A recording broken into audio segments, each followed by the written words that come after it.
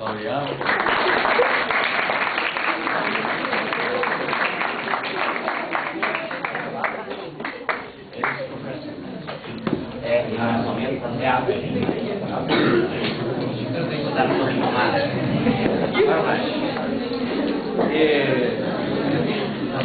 Eu gosto muito de falar com a juventude sobre estes problemas ambientais, que não pode acontecer à vossa geração o que aconteceu na minha geração. Na minha geração, eu próprio assisti ao desaparecimento de espécies que já cá não estão. Aliás, este ano, todos os anos eu faço um cartão de boas festas ambientalista, e este ano foi sobre a biodiversidade e a humanidade, e aponto aqui espécies que eu conheci. Eu estou a falar em espécies macroscópicas, aquelas que se vêem e que já cá não estão. Falo ali de um pato, uma espécie de um pato que já cá não está. E dou-vos um outro exemplo. Eu fui em janeiro do ano passado, fui a uma floresta onde eu tinha andado a colher plantas há meio século. E quando lá cheguei, contratei até um antigo combatente da Frelimo para me levar, porque não havia GPS na altura em que eu andei, para me levar ao sítio onde eu tinha estado acampado. Eu, quando acampo nas florestas, não uso barraca, uso um teto só. Fica tudo aberto. Eu só não quero apanhar chuva quando estou a dormir. E disse: olha, eu vou aqui armar isto. Então, mas eu não tenho medo.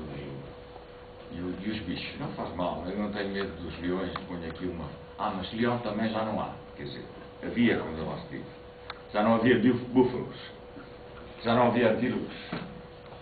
E eu tinha visto isso tudo. Por acaso os elefantes ainda lá estavam. E vocês podem dizer: mas essas espécies não existem. Essas ainda existem, mas em menor número. E nós, eu vou-vos mostrar que somos um animal, somos uma espécie que depende não só do maior número das outras espécies, como do maior número de indivíduos das outras espécies. É aquilo que se chama, esse palavrão que não existia quando eu era da vossa idade. Não existia essa palavra em português. Biodiversidade. Não existia. Não está no dicionário do meu tempo. Bio, já sabem, quer dizer vida. Diversidade da vida, porque é que isto é importante. Para nós entendermos isso, eu por acaso gostava de tratar de outro tema, porque há aqui gente que já me ouviu sobre este tema, mas talvez não tenham visto todas as figuras que eu vou mostrar, que eu vou alterando as coisas. Todos nós sabemos que os motores mecânicos das fábricas, dos veículos automóveis, para trabalharem, nós temos que ter um combustível. Normalmente está num depósito. Mas o motor, por exemplo, de uma fábrica só trabalha se por acaso carregarmos num botão que vai fazer saltar uma faísca, e a faísca vai provocando a combustão do combustível. Vai queimar o combustível. Nós fazemos no automóvel, fazemos isso com uma chave. Os combustíveis, o que é que são? São o gasóleo, ou a gasolina, ou pode ser o álcool, pode ser o óleo das cozinhas. O óleo das cozinhas, que agora já não serve para fritar, é reaproveitado para combustível. O que é que tem de comum estas substâncias? Tem carbono, tem hidrogênio, pode ter algum oxigênio. E ao provocar essa reação de combustão, é uma reação química que liberta calor. Quando os compostos reagem, liberta calor, liberta energia. Porque há reações químicas ao contrário.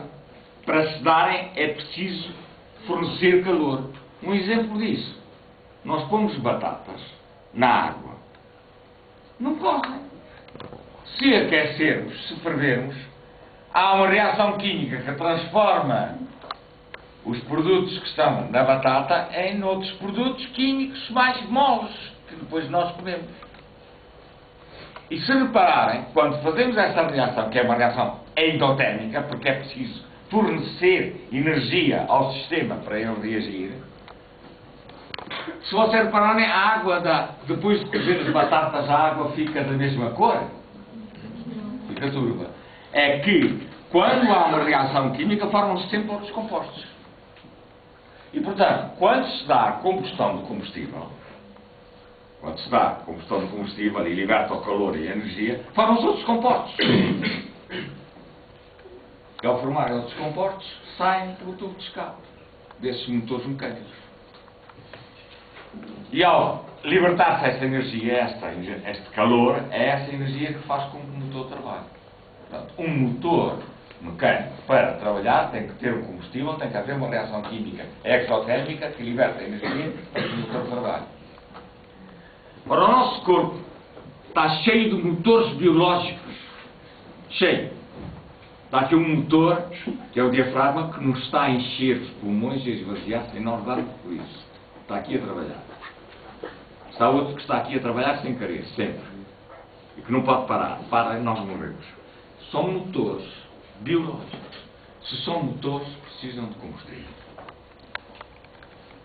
E vocês, ainda hoje de manhã, puseram no depósito combustível. Ao nosso depósito que nós chamamos combustível. Chamamos estômago. E ao nosso combustível começa pela letra C. Comida. Dá um exemplo de uma coisa que tens comido hoje de manhã. Hã? Maçãs? Maçãs. A Santos é feita com pão. O pão vem da farinha. Tinha que ter da farinha. A farinha vem das plantas. E depois, na Santos, ela com certeza pôs manteiga. A manteiga vem de um animal. Há quem tenha comido iogurte. Iogurte vem, precisa do leite da vaca, vem de um animal, mas precisa de leveduras.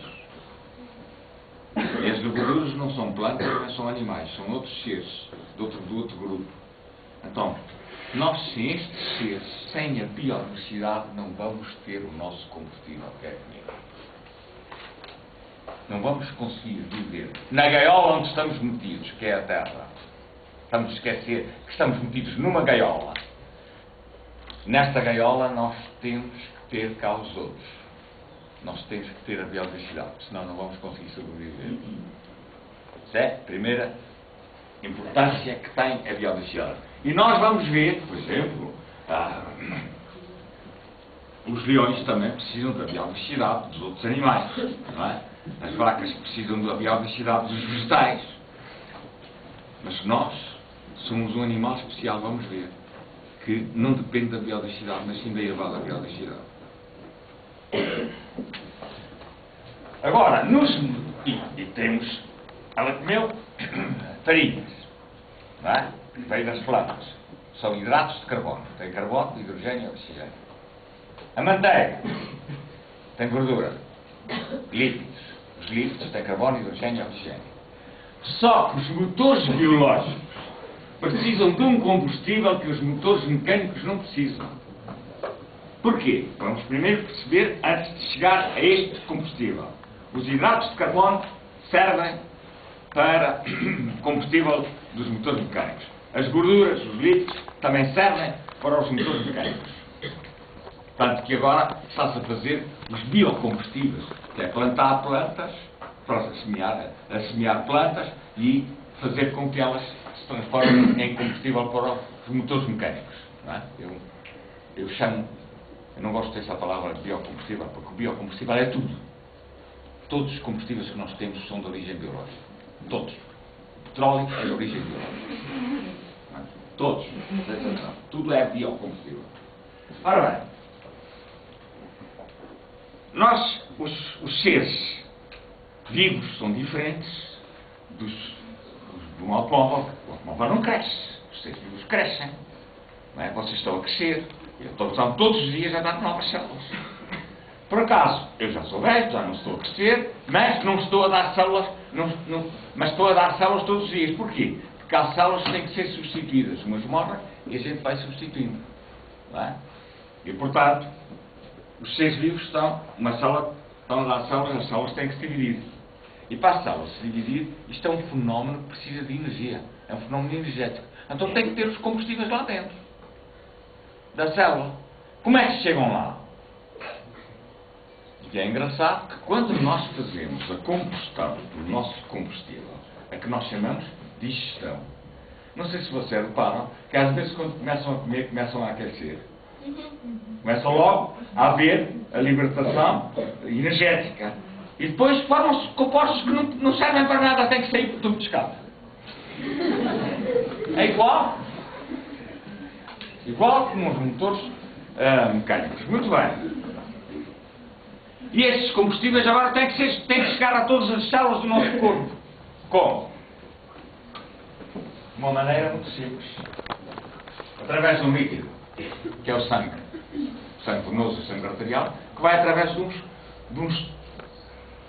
canos, as veias e as artérias. E nas plantas, através de um líquido, a seiva bruta e a seiva elaborada. E através de uns canos, o líber e o lenho. São os vasos. E é por isso que quando há um acidente vascular, quer dizer que há uns canos que entupiram e deixaram de irrigar aquela parte do corpo que morre. Se por acaso isso acontece no cérebro, AVC, acidente vascular cerebral, o indivíduo morre, porque o cérebro deixa de funcionar. Ora, é engraçado, porquê é que isso acontece? Eu, por exemplo, já sou velho, e se eu não morrer de qualquer doença, um cancro ou de uma infecção qualquer, vou de certeza absoluta morrer com esses canos entupidos. Porquê? É como nos canos de lavar, das máquinas de lavar, que às vezes têm que ser substituídas porque entopem. E os meus vasos são os mesmos com que eu nasci. E portanto, se eu não apanhar uma doença qualquer, eles entopem. Tem um acidente, os animais têm acidentes vasculares, as plantas não têm. Porquê? Porque as plantas dão vasos todos os anos 2 vezes. 9. Por isso duram mais que os animais. Há plantas com 9.300 anos, mas estão vivas. São umas árvores na Suécia e na Noruega. As mais antigas que se conheciam eram os pinheiros, uns pinheiros, não, pinos longueva, nas montanhas rochosas dos Estados Unidos, 4.600 anos. Mas agora, para Barretos dos Estados Unidos, descobriram-se umas com 9.300. As mais antigas que a gente tem em Portugal, têm 2.000 anos. São oliveiras. As nossas mais antigas deviam ser pinheiros, mas porquê que não são? Porque a gente os corta. Porque a gente cortou os maiores pinheiros mansos que nós tínhamos, cortamos para mastos, para fazer, quando foi dos descobrimentos, para fazer os mastros das naus. E portanto, esses é que deviam ser os mais antigos. Bom, portanto, estamos entendidos. Mas, uma célula, quando se divide, tem que se dividir primeiro o núcleo. E no núcleo estão lá os cromossomas, está lá o património genético, está lá o DNA, que faz com que nós sejamos parecidos com os nossos familiares. E o DNA tem azoto. Então, é preciso que cheguem às células azoto para produzir um novo núcleo. É por isso que os seres, os motores biológicos, precisam de um combustível que os motores mecânicos não precisam, não têm células a dividir. São um combustível que tenha azoto, que tenha carbono, hidrogênio e azoto. São as proteínas. É por isso que não se dão bifes nem peixes aos automóveis. Proteínas não precisam. Mas quando comemos um peixe ou quando comemos um bife, estamos a comer proteína azoto a mais. E a gente precisa de azoto, os núcleos são microscópicos e não precisamos de tanto azoto. Então, o azoto é brutalmente tóxico, aproveita-os para os núcleos, não é? E depois tem que o deitar fora imediatamente. Então, e porquê que não sabe o tubo de escape que temos? Não pode ser, não podemos esperar, temos que o deitar o veneno fora, rapidamente. É por isso que temos outro tubo de escape, a urina. Portanto, os motores mecânicos só têm um tubo de escape. Os motores biológicos têm que ter 2 tubos de escape. Um para a combustão normal e outro para o azoto. Entendidos? Ora, o azoto, como é tóxico, Vamos pensar um bocadinho. A urina é com certeza tóxica. É muito tóxica. É tão tóxica que antigamente, quando não havia antibióticos, porque eu, quando era da vossa idade havia poucos antibióticos, quando nasci não havia antibióticos ainda, e até tive uma irmã que morreu com uma doença infecciosa que hoje ninguém morre com ela, que se trata com antibiótico, não havia antibióticos, e quando eu apanhei essa doença, a minha mãe julgou que eu ia morrer e batizou-me à pressa. Sou o único irmão que não conhece padrinhos. Porque a madrinha foi a Nossa Senhora da Conceição e o padrinho foi um bêbado que estava a entrar na igreja e eu não consegui.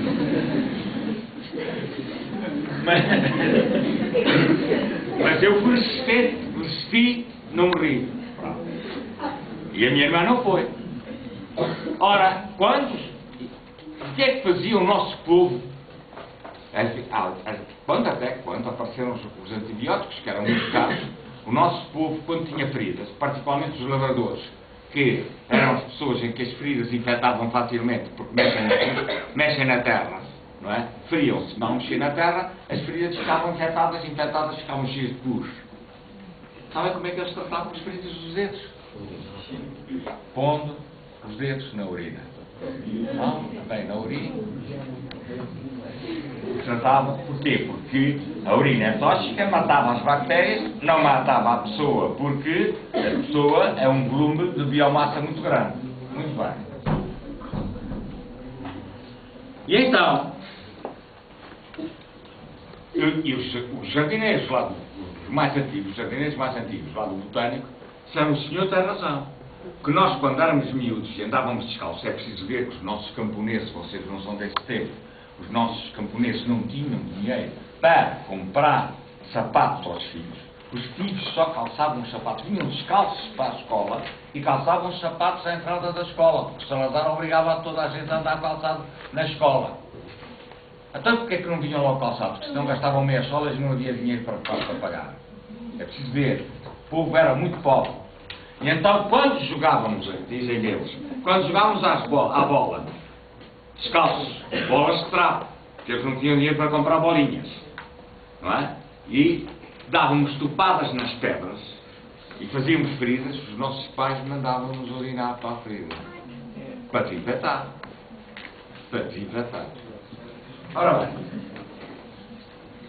bem, e disse-me o meu dentista que os dentistas portugueses, aqui há uns anos, muito atrás, quando não havia muitos antibióticos, mandavam aos dentistas franceses uns fresquinhos com um líquido amarelo, não diziam que era a urina dos gitanos, e mandavam que quando apareciam doentes com abscessos na boca para bochecharem.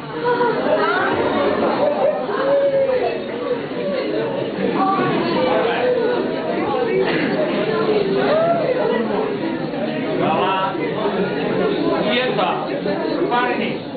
Eu fui ao meu dentista aqui há 15 dias e ele disse: olha, ainda bem que você tem aí. Tenho aqui um artigo para si. E eu, onde é que está? Tenho aqui um artigo para si. E o artigo está escrito até, está traduzido para espanhol, e diz assim: La urina de los íboros, a urina dos íboros, o primeiro dentista. Quer dizer, quando os romanos vieram para aqui,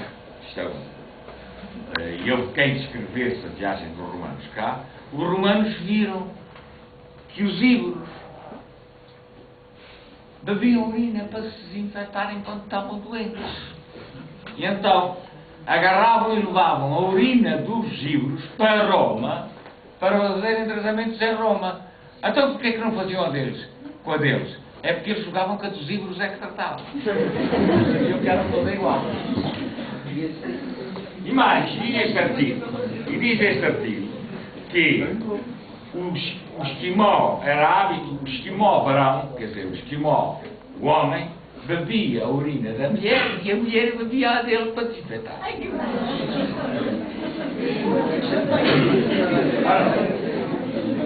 Então, vamos aqui a outra coisa. As plantas também crescem. As plantas, as células também se dividem. As plantas também precisam de proteínas. as plantas também têm que deitar fora o azoto que sobra. Por onde é que elas deitam? Elas também não têm boca e comem, a gente já vai ver. Por onde é que elas deitam? Deitam através do caule, através das folhas, deitam. E de umas glândulas, deitam cá para fora isso. E as pessoas dizem, que horrível, bochar com urina. E quando uma pessoa está constipada, diz, queres tratar, toma um chá forte. Ou disto ou daquilo. E é a urina da planta. E engole.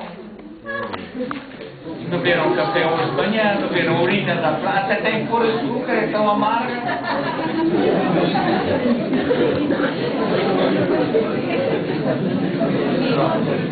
Ora bem, e então, esses produtos são tóxicos. Quando a indústria farmacêutica descobriu que as pessoas bebiam chás para se tratarem das doenças, quando apareceu a indústria farmacêutica, o que é que fez? Foi ver quais eram as substâncias que se chamam alcaloides. Na nossa urina nós temos ureia e temos amoníaco. As plantas exudam isso sob a forma de alcaloides, têm azoto. Então, extraem essas substâncias, concentram-nas, depois vendem, sob a forma de comprimidos, ou sob a forma de xaropes, ou sob a forma de líquidos injetáveis. Portanto, todos os medicamentos são tóxicos, mesmo que não sejam de alcaloides. E onde é que a gente vai buscar os medicamentos? Às plantas e aos animais. Aos outros seres vivos. Sem os outros não vamos ter medicamentos, não vamos ter comida, não vamos ter vestuário, não vamos ter mobiliário, não vamos ter sequer luz elétrica. A luz elétrica pode estar a ser produzida pela água da barragem, pois está. Mas a água da barragem tem que passar para as turbinas. E as turbinas têm que ter óleo. O óleo vem do petróleo bruto, das origens biológicas. Se não fossem plantas e outros seres, não havia. Portanto, sem os outros não vamos mesmo conseguir sobreviver na Terra. E então, os medicamentos são tóxicos. Alguns são tão tóxicos que os médicos mandam-nos ter muito cuidado, não abusar daquilo que eles prescreveram. Entendido? É por isso. Portanto, o que é mais tóxico? Vamos lá pensar, o que é mais tóxico? Um chá ou o comprimido que for resultante da concentração do produto em comprimido? É o comprimido ou é uma chávena de chá? Comprimido. É o comprimido.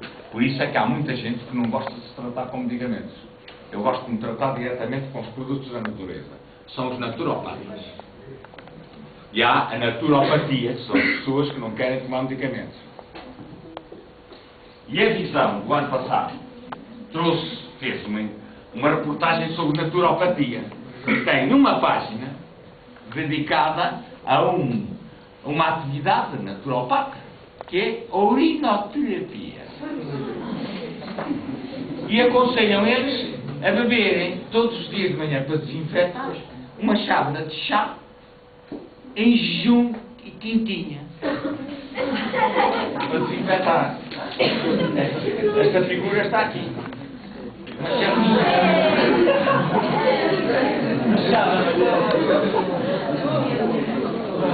Ora bem, e eles aconselham mais, vamos pensar um bocado, eles aconselham a não beber a primeira urina que a gente faz quando se levanta.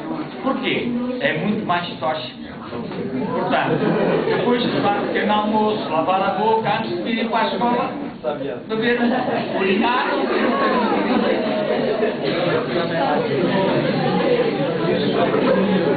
E é engraçado, este artigo diz aqui que na Índia, atualmente, houve um primeiro-ministro, recentemente, que propunha beber todos os dias de manhã urina para desinfetar.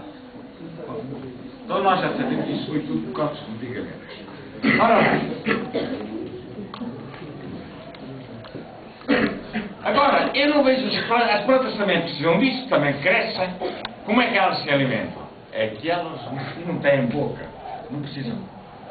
Nós vamos para o sol, aquecemos, mas não somos capazes de aproveitar esse calor. Saímos do sol e arrefecemos outra vez.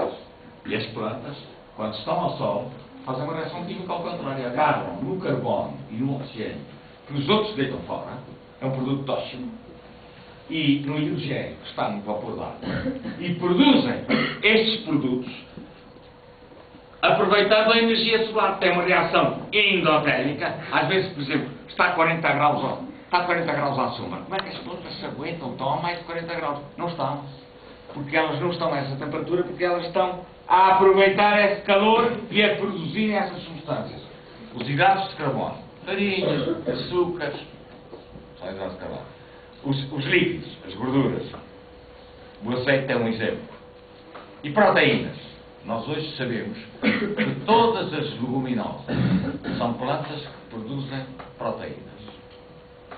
Um prato de feijão, um prato de feijão não precisa ter carne. Um prato de favas não precisa ter carne. Um prato de grão não precisa de nada de ter carne. Um prato de ervilhas não precisa ter carne, nem a estupidez de lá pôr um ovo. Um prato de favas e um prato com bife, um prato de favas tem mais proteínas que o bife. E o nosso agricultor antigamente só punha um naco de carne para dar o sabor. Agora estamos a fazer a estupidez de pôr muita carne nas favadas, para mostrar os tons mais ricos, e nas feijoadas. É uma estupidez, é um prato brutalmente tóxico que não se deve comer. Uma pessoa que come uma favada dessas, com muita carne, todos os dias, ao almoço e ao jantar, durante uma semana, ao fim da semana vai parar ao hospital com uma intoxicação, que é um azeite de sapo.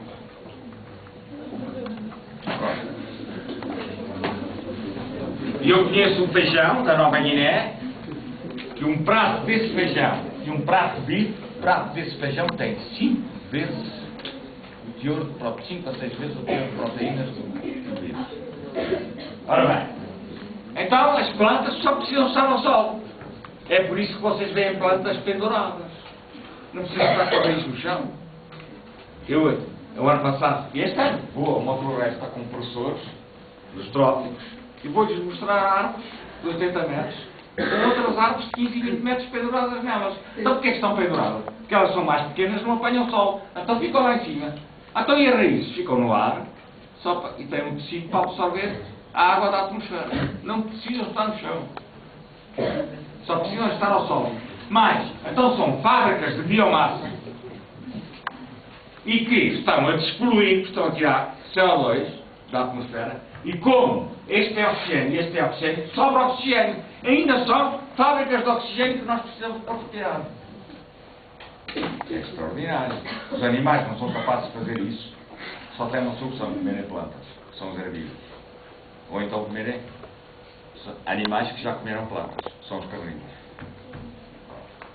Nós fazemos as duas coisas. Muito bem. Nas plantas há uma grande diferença. Há umas que só estão lá uma parte do ano, o milho agora não está lá, portanto, o milho quando vai nascer, cresce, mas depois dá um certo volume de biomassa, mas depois morre. E desta biomassa nós só aproveitamos uma parte. Nós comemos o fruto, não é? Estas são as flores masculinas, estas são as flores femininas. E nós comemos o fruto. O que é que a gente, se eu der milho a uma vaca, ela come ou não come? Come. Ora bem, mas como isto é tudo biomassa e nós só gostamos de comer o fruto, o que é que a gente faz ao resto? Dá ao gado. Dá ao gado. Então o gado come toda a biomassa. E nós estamos a viver na abastança, estamos a escolher. Então podíamos comer as folhas de milho. Eu estive num país aqui há uns anos que era tão pobre, que comiam as folhas de milho cozidas. Há plantas que a gente come as folhas das couves. Nós comemos as folhas das couves. O que é que a gente faz ao resto? Aos caldos. O que é que a gente faz? Para as galinhas e para os patos. Ah, bem?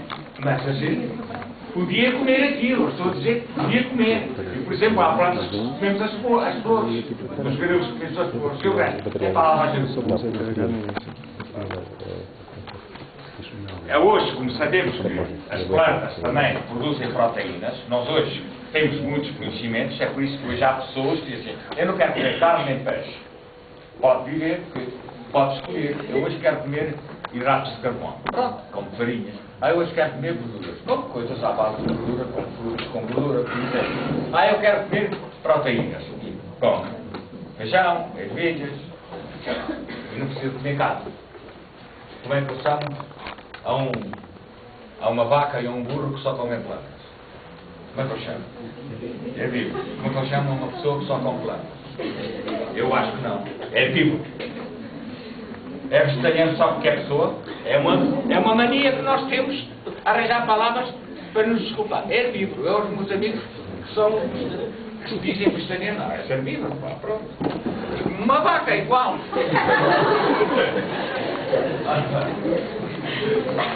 Vamos lá. Agora, nas plantas há uma grande diferença. Estas que produzem um certo volume de biomassa, mas uma planta que seja sempre ao sol, sempre ao sol, sempre ao sol, que não morra, vai crescendo, vai crescendo, vai crescendo. Portanto, as árvores são maiores produtoras de biomassa, despoluem muito mais e produzem muito mais oxigênio. E como são maiores produtores de biomassa, uma floresta tem mais biomassa vegetal do que um prado.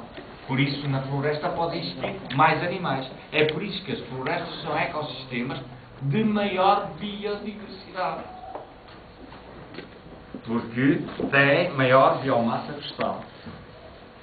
E como as plantas se reproduzem assexuadamente, é por isso que da biomassa que existe em todo o mundo, biomassa de todos os seres vivos que existem no mundo, 89% é vegetal. Porquê? Porque é a base para os outros todos se alimentarem. Só 11% é que é de outros seres vivos. Agora, nas florestas tropicais, junto ao Equador, em que o Sol está na vertical e todos os dias são iguais, não há inverno nem verão, todos os dias têm 12 horas de sol, as árvores têm que ser maiores. Chegam a ter 120 metros. E só têm, de altura, só têm ramos no cimo e têm umas espessuras brutais que chegam a ter 6.000 toneladas de biomassa. Ora, 6.000 toneladas. Aqui, claro, quando a gente está lá em cima. Quando a gente está lá em cima, as pessoas cá em baixo parecem formigas. Portanto, 6.000 toneladas de biomassa, quantos milhares de metros cúbicos está a tirar da atmosfera de CO2? São despoluidoras brutais. E quantos milhares de metros cúbicos de oxigênio estão a dar para a atmosfera? São as maiores fábricas de oxigênio que nós temos.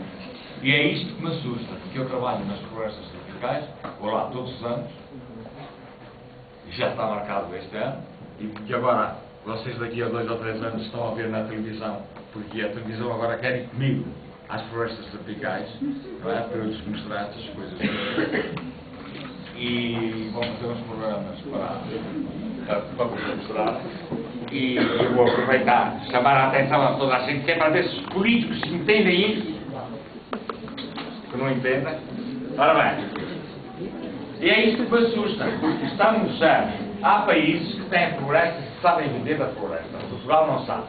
Mas, por exemplo, vi tiradas fotografias de satélite, a Finlândia, a Noruega, a Suécia, têm sempre a mesma área de floresta. E todos os anos cortam milhões de árvores. Então, como é que eles fazem? Um produtor, dono de um terreno, de uma floresta, corta 1000 árvores para vender. Só pode vender depois da fiscalização do governo. Ir ao seu terreno e verificar que ele plantou no mínimo 1100. Tem que plantar mais do que cortou. Que é para contar o povo que vão morrer. Portanto, tem sempre a mesma área de floresta. Os Estados Unidos estão agora a copiar essa técnica. Não é? E a Sibéria também já faz essa técnica. Mas nos trópicos cortam, e como isto são árvores que só têm ramos no cimo. Se quiserem no fim eu explico-vos isso. Só têm ramos no cimo, que lá em cima é que há luz. Não têm nós. Então são tábuas de 80 metros sem nós. E isto é muito apetecível. E então os países civilizados, Estados Unidos, Japão, China, estão a comprar essa madeira e eles não plantam. Cortam, vendem e não plantam. E então, como agora há uns processos de corte mecânicos, serra-se elétricas e caterpillars. Eu vi agora, o ano passado, no sul da Tanzânia e norte de Moçambique, um conjunto de caterpillars dos chineses, cortavam tudo, não ficava nem uma árvore. Nem uma árvore, nem um arbusto, tudo, raso. E a velocidade é mais ou menos a área de um relevado de um campo de futebol em cada 10 segundos. E como nós sabemos qual é a área das florestas tropicais à volta do Equador, fez-se o cálculo e chegou-se à conclusão que entre 2035 e 2040, se isto continua, não há florestas dessas. E eu olho para as minhas netas e digo assim: os vossos filhos não vão ter já oxigênio para viver. Já não estou a falar de biodiversidade. Isto tem que parar. É isto que me faz vir falar convosco. Porque vocês vão ter as nossas profissões. Alguns vão ser políticos, uns vão ser agricultores, outros vão ser professores, outros vão ser médicos. Todas as profissões têm que saber que temos que proteger a biodiversidade. E particularmente a biodiversidade vegetal, porque senão não vamos conseguir sobreviver. E isto tem que parar. Há processos para parar isto. Já se chamou a atenção aos políticos mundiais. Já se reuniram e disseram que os senhores têm razão. Os ambientalistas não são malucos. Reuniram-se em Estocolmo, reuniram-se no Rio, agora reuniram-se no Japão. E não chegaram a acordo porque são burros, não entendem. Entendidos? Não é burros. É que eles não têm, não percebem, ainda não perceberam que é mais importante isto do que o poder económico. A crise atual é uma crise, não é política, é económica. A crise é económica. E estes indivíduos esquecem-se que o indivíduo pode estar cheio de dinheiro, riquíssimo. Se eu não puser do Saara, sem nada, cheio de dinheiro, e for lá um mês depois, ele está morto.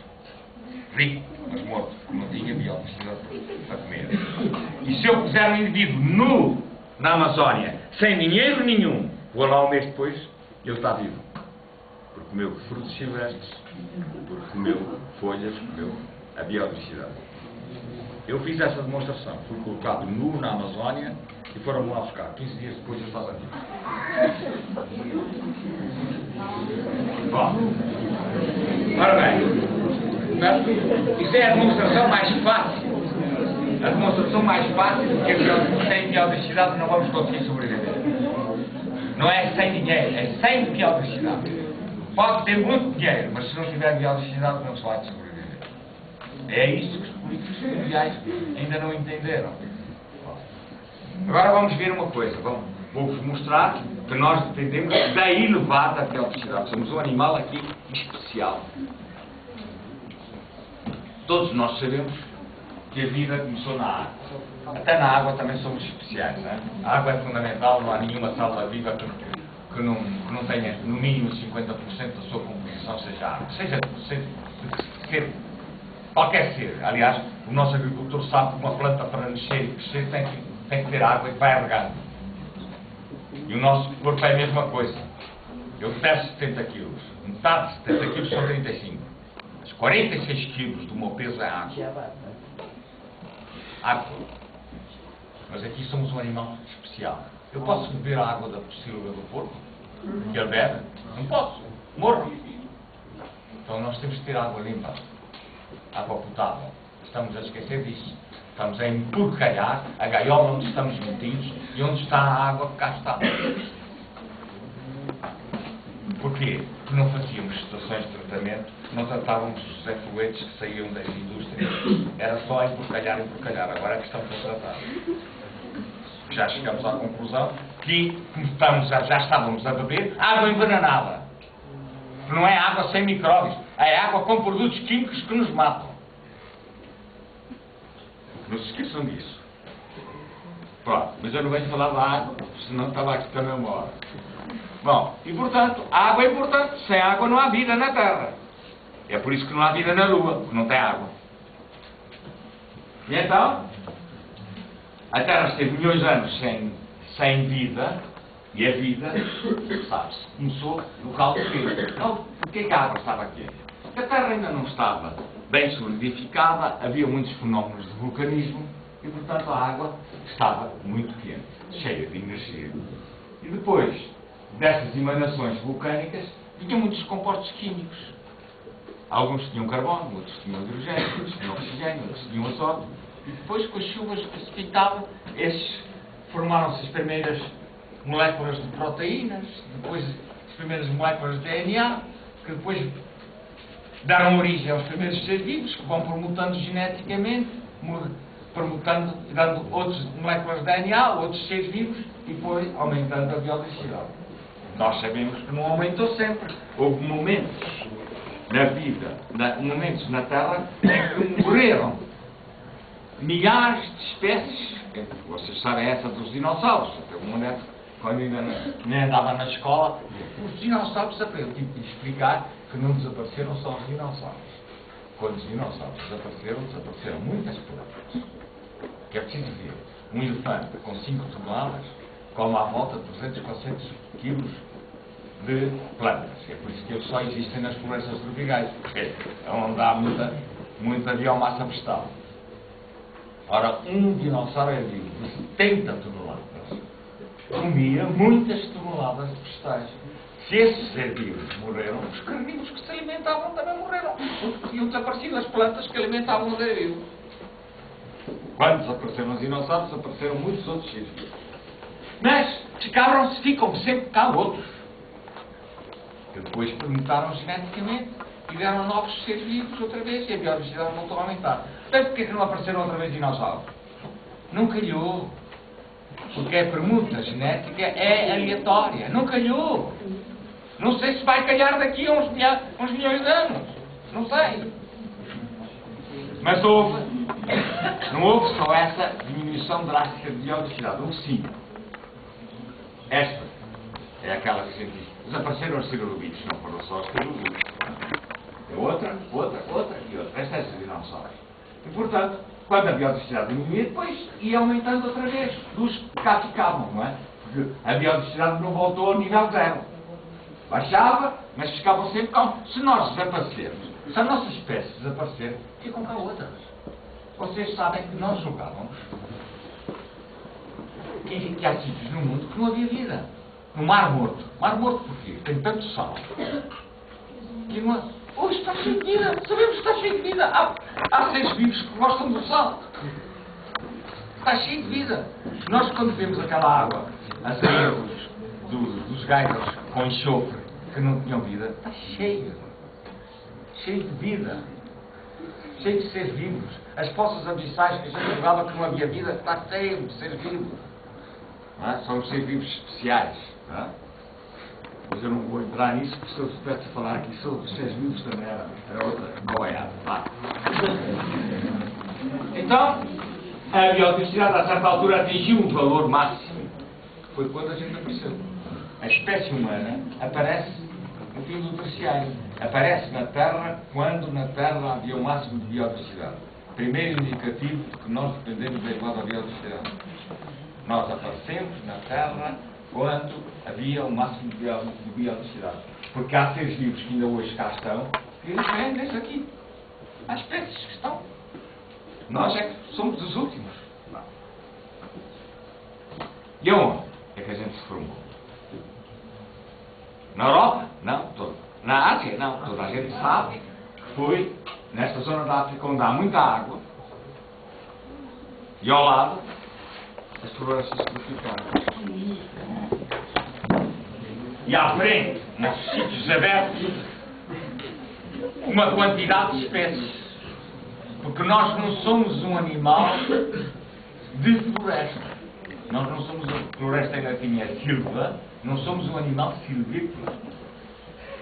Então os índios da Amazónia vivem em clareiras. Nós somos um animal de clareiras. Porque se fôssemos um animal de viver dentro da floresta, eram como os nossos primos chimpanzés e gorilas. Tínhamos as 4 patas mais ou menos do mesmo tamanho para poder subir e descer às árvores. E nós ficamos com a posição ereta, que era para estarmos na savana e ver, vem lá os leões, toca a correr. Os que corriam, que aguentavam mais a corrida, foram os que se safaram. Por isso, hoje, que antigamente os africanos estavam colonizados e não apareciam nas corridas mundiais, hoje quem ganha as corridas de resistência são os africanos. De onde? Desta zona. Desta zona aqui. São os tanzanianos, os canianianos, os iquios. Foram os outros foram morrendo. E esta coisa, aqui só um parênteses, temos a mania que somos um animal superior, com esta coisa de ficarmos com a posição ereta. Se vocês olharem para um chimpanzé, para uma chimpanzé, tem uma bacia enorme. E nós, quando ficamos com a posição ereta, a bacia teve que estreitar para aguentar o tronco. E ao estreitar, obrigam-nos a uma modificação que nascemos incompletos. Os outros animais nascem completos. Um cabrito, quando nasce, começa a andar. Uma gazela nasce, começa a andar.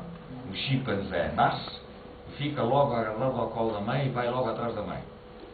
Nós nascemos, só andamos 8 a 9 meses depois. Nascemos incompletos, nunca víamos dentro da bacia das nossas mães. Temos que sair. Incompletos. Então como é que nos safamos? Porque já tínhamos cá. Somos inteligentes. E então íamos com os filhos atrás. Estou convencido que antigamente, quando vinham os lobos e a gente tinha que correr, toma lá o filho!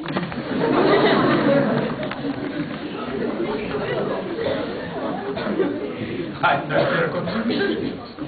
Ora bem, vamos lá então. Foi ali que a gente se formou. Mas o que é engraçado, como nós fomos um animal, hoje suponho que ninguém duvida, nem mesmo muitas das religiões, hoje já admitem evolução, viemos os nossos primos chimpanzés e gorilas. Eu devo dizer que o chimpanzé tem um DNA mais semelhante a nós do que aos outros. É mais nosso primo do que primo do gorila. É nosso primo direto e do gorila não. O DNA do chimpanzé é muito parecido com o nosso. E então, o chimpanzé normalmente é um herbívoro. Rarissimamente come carne, come frutos, folhas, gorila, e nós éramos assim. Mas víamos esta quantidade de espécies. Só aqui estão umas 12, não é? Os pelicanos, os gansos, patos, garças, já vou em 5, búfalos, rinocerontes, 8, zebras lá ao fundo, flamingos, búfalos, e a gente a ver esses animais todos, e de cada um, se isto ainda lá está agora, com fotografias que eu tirei, e de cada um, aos milhares de gnus, milhares de búfalos, e de cada ave, milhares, e dentro do lago, milhares de peixes, nós a vermos isto tudo e não comíamos. Víamos que os outros caçavam. E dizem os antropólogos, nessa altura ainda não sabíamos, que na floresta havia plantas com proteínas. Dizia, eu vou comer proteínas. Não sabíamos, não éramos inteligentes ainda, não eram homo sapiens.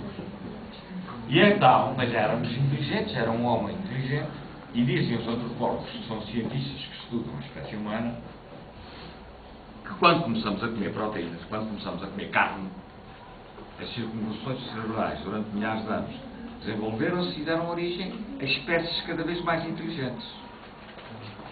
Mas a gente não sabia caçar. Como é que a gente começou a comer carne? Começamos a ver que os carnívoros caçavam, mas ficavam lá os restos. E então víamos que as hienas iam comer os restos, os chacais iam comer os restos, os abutres iam comer os restos de carne. E foi o que a gente fez. Como é que a gente sabe isso?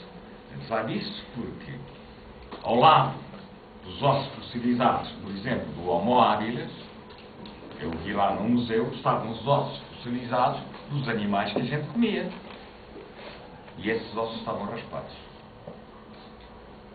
E outra coisa, estavam as espécies com que a gente raspava, porque nós somos o único animal que guarda património material, que guarda coisas. A única espécie animal. Há outras espécies que usam coisas. O chimpanzé usa às vezes paus, mete nos buraquinhos para tirar as lagartas e comer, mas não guarda o pau, sempre cá que no dia seguinte eu ter pau para pôr. Vai procurar outro. Assim como como o abutre do Egito, quando não consegue com o bico partir determinados ovos das outras aves que são mais duros, agarra numa pedra, levanta, deixa cair, parte o ovo e come o ovo. Mas não agarra depois da pedra e chama a levar para o ninho, guardar que é para ter pedra no dia seguinte. Os animais guardam. O esfiro guarda, nozes, guarda, bolotas. Mas isso não é património material. É biológico. É biodiversidade. A raposa também guarda o resto, que não consigo comer. Mas é património biológico. O único animal que guarda coisas e nasce connosco, está no nosso DNA. Se viesse a essa conclusão, observando as minhas netas e o meu neto quando eram pequeninos. E vocês basta verem isso. Uma mãe a ralhar com 2 filhos. O que é que vocês estão aí a bolhar um com o outro? Oh, mãe, é que este carro é meu e eu quero o carro e este carro é meu. E o carro serve para viver? Não serve. Todos nós temos as nossas coisas e somos tão ávidos dela que nem gostamos de emprestar. Nem sequer, às vezes, ao irmão e à irmã. Portanto, é o único animal que guarda património material, mas património material não serve para sobreviver. Mas felizmente que nos deu para nós estudarmos a nossa espécie e ver o que é que a gente utilizava. E então, eu mandei... desculpem lá, eu não tenho cá isso. Pronto. E portanto, nós começamos e vimos que eram umas pedrinhas. E depois aprendemos, demos origem a uma espécie mais inteligente, que já usava uns paus e na ponta dos paus punha uma pedra afiada, bem amarrada, e atirava aos outros animais, espetava-se no corpo, depois iam atrás do animal, até ele ia perdendo sangue, ficava sem combustível nas células e morria. Foi assim que os pescadores açorianos pescavam as baleias. Atiravam um arpão, agarravam o arpão com uma corda, amarravam ao barco, sabiam que a baleia iam dando corda, a baleia tinha que vir à superfície para respirar, porque é mamífero, para ela aparecer à superfície para respirar mais lá depois, e a baleia, apesar de ser muito grande, ia perdendo sangue até que morria. Portanto, somos um animal que não caça como os leões, os leopardos, os chitas, luta corpo a corpo, tem garras e tem caninos. Nós matamos à distância, ainda hoje matamos à distância, quando caçamos. O único animal que os outros que caçam com luta corpo a corpo são os carnívoros. Nós não somos carnívoros, nós matamos, quando caçamos, matamos à distância. E, portanto, tínhamos ali muitos animais e muitas plantas e estávamos a viver num sítio, nos ecossistemas, junto aos ecossistemas terrestres de maior biodiversidade, segundo indicativo. Agora, porquê é que estando ali, porquê é que a gente se formou aqui e depois saiu para o sul, para o norte? Vamos aqui atravessar a zona do Mar Vermelho, que não havia, e vamos para uma zona muito pobre em biodiversidade. Porquê que a gente saiu? Porque ainda hoje somos assim. Isto aqui é meu. Ai, queres-te casar? Vais para outro sítio, que esta zona aqui é minha. É onde eu tenho a minha biodiversidade para a minha família. Depois outros. Depois fomos sempre cada vez mais, maior número, até que os outros nos afastavam, os que já estavam, os poderosos que já estavam no seu sítio, e a gente vai para uma zona onde está o Egito, onde está a Jordânia, onde está a Palestina, onde está Israel, onde está a Arábia, que não tem biodiversidade. E morríamos, já não era, fôssemos homo sapiens, quando lá chegamos já éramos muito inteligentes. E fizemos uma coisa que nenhum animal faz. Produzimos a biodiversidade. Domesticamos animais e reproduzimos, e domesticamos plantas e reproduzimos. Uma vaca está a comer as ervas de um prado, mas não se senhor. A gente está a comer os couros. E não está. Portanto, se não fosse assim, já cá estava. Nós somos o único animal, não é o único. E as formigas também fazem isso. Certas formigas.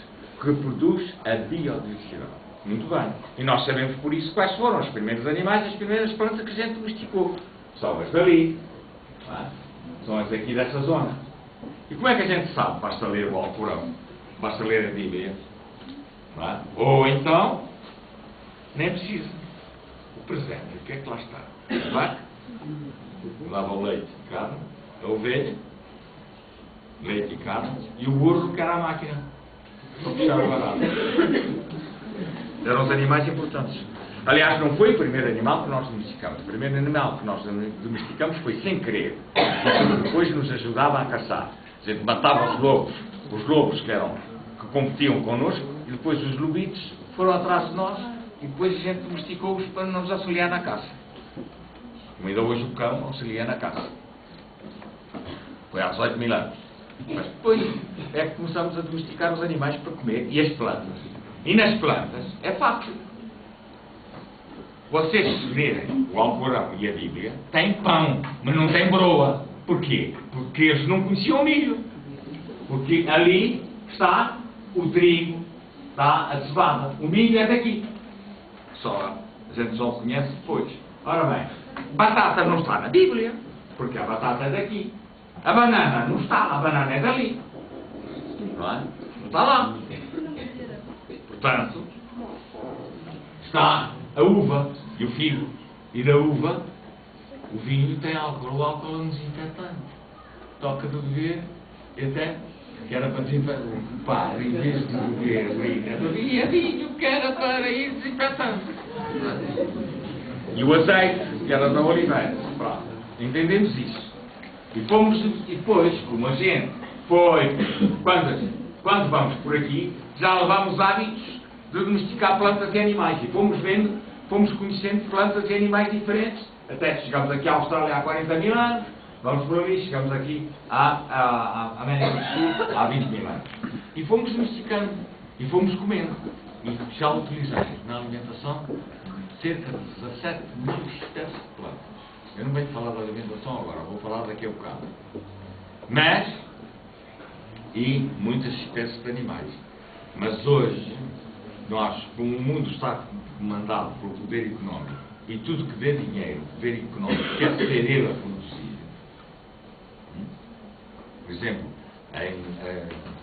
as multinacionais, quando descobriram que a gente tem que se vestir, então vamos nós fazer o vestuário. É por isso que as fábricas pequenas do Val do Ave faliram todas. Porque eles é que estão a produzir o vestuário, são as grandes companhias, e vocês ainda não deram por isso, estamos a vestir todos de igual. Se vocês se levantarem, estão 90 e tal % de calça azul. Há poucos.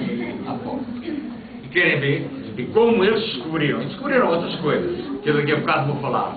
Não, agora vou falar na alimentação, mas tenho que fazer aqui um parênteses. Descobriram que a gente tem que comer. Então vamos nós produzir a alimentação. Estamos obrigados a comer tudo igual. Querem ver? A semana passada, aqui na sala, quem comeu coelho levanta um braço. Coelho.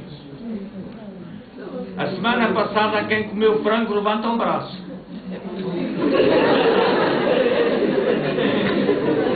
Então porquê? O coelho morre muito, então os pequenos têm esse prejuízo, que eles não produzem. E então estamos obrigados a comer frango, a carne que comem é frango, porco ou vaca. E uma colega minha disse no outro dia, olha que não é assim, eu hoje comi um coração. O que é que puseste no coração? Queijo, vem da vaca. E puseste que ano? Vem do porco. E nas plantas é a mesma coisa, né? Nas plantas é a mesma coisa. É cantar. O que é que aconteceu, pá? É só tocar aí no. É só tocar no espaço. Ó Paulo, toca aí no espaço. Não, é só tocar no espaço, está parado. Entrou em modo descanso. E portanto, quando eu vi estes vídeos no grupo, fotografei, não é? E vim cá, fui fotografar uma era e estava assim. Então nós, e eu digo, eu conheci isto cá em Portugal. Agora está assim, mas olhem, querem ver. Pronto, eu devia partilhar aqui outra coisa. E portanto, estamos a pôr, não é só, hoje a alimentação mundial tem 8 cereais, mas não é 8 cereais. O milho é todo igual em todo o mundo. Eu quando estive no Vietnã, há 15 anos, eles tinham 40 e tal variedades de feijão, de arroz. Sei que hoje já só plantam 3 variedades. Qualquer dia vai ser só uma. E isto é um risco muito grande. E eu vou-vos dar um exemplo desse risco, precisamente que está a acontecer com uma coisa que as grandes companhias fizeram, as multinacionais fizeram. Quando eles descobriram que floresta dava dinheiro, vamos nós produzir floresta. E cá em Portugal, o que é que fizeram?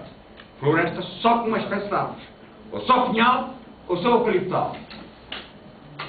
E como é tudo igual, entrou agora uma doença nova, que está a matar os nossos milheiros bravos, não está a matar o manso, e está tudo aflito porque estão a morrer. Em série, a nossa floresta vamos ficar sem pinhal. E ainda não se descobriu a cura. Se por acaso isto entra nos cereais que nós estamos a comer, porque são todos iguais, ou nos animais que nós estamos a comer, porque as vacas agora são todas iguais na Europa. Eu corri há pouco tempo 600 km na Grã-Bretanha, fui de Londres a Edimburgo a tirar fotografias às vacas, eram todas iguais, todas iguais. Nós ainda não temos isso. E então, isto é um risco mortal e o mundo pode entrar em fome em 2 anos. Ora bem, e é por isso que há bancos de sementes e becos de gênero popular por causa disso. Agora, como eu não venho falar da alimentação, eu só vos estava a dizer que vocês têm que saber parar isto. A minha geração deixou-se cair nisto, a diminuição da biodiversidade alimentar. É um risco. Tem que se aumentar outra vez a biodiversidade alimentar, para não se ter esse risco. Ora bem, nós temos que comer uma grande variedade de alimentos e procurar variar a nossa alimentação. Eu procuro fazer isso. Eu, por exemplo, numa semana, o meu pequeno almoço não é igual em 2 dias. É sempre diferente. E quando vou ao restaurante dizem assim, temos aqui o prato do dia, não quero pratos do dia. Nunca quero os pratos do dia. Os pratos do dia são iguais em todo o lado. São os mesmos. Ou é uma feijoada, ou é um arroz de pato, ou é um... Eu como sempre aquilo que é raro. Quando vou ao restaurante. Em casa sei fazer isso. Ora bem. Então agora, já vimos, mas podem dizer, isso são históricos, são uma alimentação histórica, que nós nos formamos na Terra, aparecemos na Terra quando havia o máximo de biodiversidade e formamos juntos os ecossistemas terrestres de maior biodiversidade. Agora vamos aos exemplos concretos. Vou dar 2 exemplos, um com um animal e um com uma planta. Como vocês sabem, os medicamentos são extraídos dos animais e das plantas. Cerca de 80% de plantas. Mais de plantas do que de animais, porque é mais fácil apanhar plantas que estão quietas do que estar a apanhar animais, não é? E quando a indústria farmacêutica descobriu que... tem que acabar. Descobriu que esses medicamentos eram tóxicos, começou a estudar os venenos da natureza. Foi por isso que, por exemplo, esta planta dá um medicamento que se chama digitalina, os nomes dos produtos que são originários do nome latino da planta ou do animal, que é dada em microgramas. É muito tóxica e é muito importante para determinadas doenças. E então, esta planta é uma planta muito venenosa. Toda ela, 10 miligramas desta planta do teixo é o suficiente para matar uma pessoa. E os nossos agricultores cortavam os teixos, porque senão as cabras comiam o teixo ou as vacas comiam as folhas do teixo e morriam. E o teixo estava quase extinto em Portugal. Hoje é expressamente proibido cortar, já vamos ver porquê. E a indústria, por exemplo, ele tem uma semente que tem mais ou menos, é um bocadinho mais pequena que um grão de milho e tem toxina suficiente para matar uma dúzia de pessoas. E houve uma multinacional, porque agora as multinacionais descobriram que os medicamentos fazem bem, então são elas que estão a produzir os medicamentos. Começou a estudar este veneno à volta de 1962. E foi dando a ratos, matava logo o rato. Foi desdobrando até que chegou a um produto que se chama Taxol. Lá está o azoto. Mais pequeno, e viu que não matava o rato. Então, como nessa altura ainda não havia muita quimioterapia, muitos produtos partiam em quimioterapia do cancro, foram provocar cancros no rato.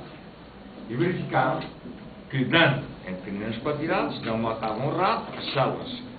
O rato ficava muito abalado na quimioterapia. As pessoas também ficam sempre muito abaladas, porque o produto quimioterápico, o produto químico é sempre muito tóxico, as pessoas perdem o cabelo, perdem as sobrancelhas, etc. Ficam muito frágeis, não podem estar ao pé de pessoas com doenças infecciosas que se apanham uma infecção podem morrer. E viram que as células do cancro não se dividiam. Então, tinha 2 vantagens. O cancro não aumentava de tamanho e, por outro lado, as células cancerosas não eram levadas através do sangue para outros sítios, para aparecerem cancros noutros sítios, que são as metástases. Mas como já havia quimioterapia, isto vai demorar 30 anos, estas experiências demoraram cerca de 30 anos, mas como já havia quimioterapia com outros produtos menos tóxicos, estavam para desistir quando se lembraram de fazer experiências com um cancro que não tinha cura, que é um cancro que aparece na juventude, eu já não vou morrer com esses cancros, que é o cancro do testículo e o cancro do ovário. Quando aparecia uma jovem com cancro do ovário ou um jovem com cancro do testículo, já se sabia que era morte certa, não havia pena, nem se fazia cirurgia, fazia-se alguma quimioterapia para aguentarem pelo menos cerca de 2 anos. Foram experimentar e curaram no rato. Do rato passaram para o cão, do cão para o chimpanzé, e estamos já em 1994, ainda nessas experiências, e há um atleta americano que se está a preparar para vir para a Europa e, portanto, a treinar, sentiu-se enfraquecer nos treinos, sentiu-se mal, foi ao hospital, e nos Estados Unidos, nos hospitais, dizem diretamente às pessoas o que é que têm. E no outro dia viram, com certeza, um artista de cinema dizer: eu sei que tenho um cancro na garganta. Ele sabia, disseram-lhe, e queria viver X tempo se não fizesse determinada quimioterapia, que parece que se safou. E então disseram: olha, você está com um cancro nos testículos, portanto desista do desporto, porque não vale a pena, você não vai durar menos de 2 anos. Pronto, e o homem estava para desistir e desistiu, mas tinha amigos médicos, já um médico que lhe diz: olha, deste pouca sorte, porque daqui a uns anos isto é capaz de ter cura. Mas porquê? Porque há um novo produto químico que está agora a ser experimentado. Então, porquê é que não vem? Está a ser experimentado no chimpanzé. Então, porquê é que não passam para a espécie humana? Porque tem-se receio, pode matar.